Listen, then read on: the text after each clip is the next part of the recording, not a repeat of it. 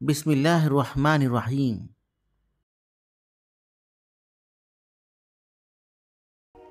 ایک مرتبہ حضرت موسیٰ علیہ السلام اللہ سے ملاقات کے لیے جا رہے تھے۔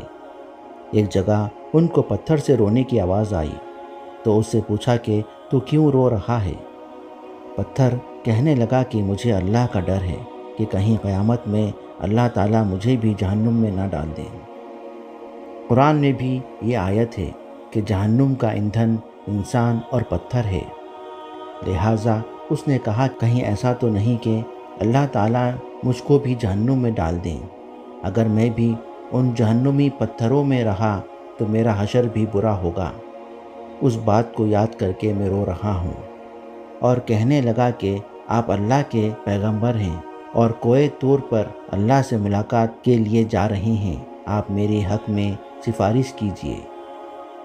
حضرت موسیٰ علیہ السلام نے اسے تسلی دی اور کہا کہ میں اللہ سے دعا کر کے تیری بخشش کرا دوں گا۔ حضرت موسیٰ علیہ السلام کوہ طور پر پہنچے، اللہ سے باتیں کرنے لگے۔ ان باتوں کے درمیان حضرت موسیٰ علیہ السلام اس پتھر کو بھول گئے۔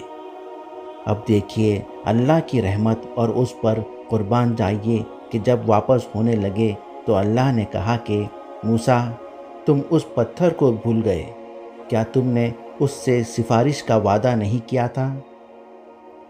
حضرت موسیٰ علیہ السلام نے عرض کیا کہ اے اللہ، واقعی میں بھول گیا، آپ سب کچھ جانتے ہیں۔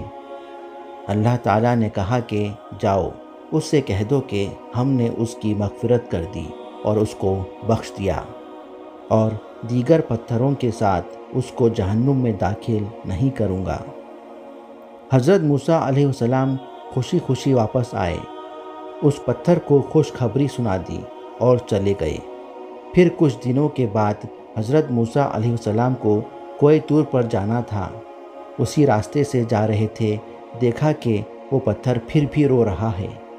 کہنے لگے کہ میں تو تجھ کو خوشخبری سنا دی تھی اور اللہ کا پیغام بتا دیا تھا کہ اللہ تجھ کو جہنم میں داخل نہیں کرے گا، پھر اب رونے کی کیا بات ہے؟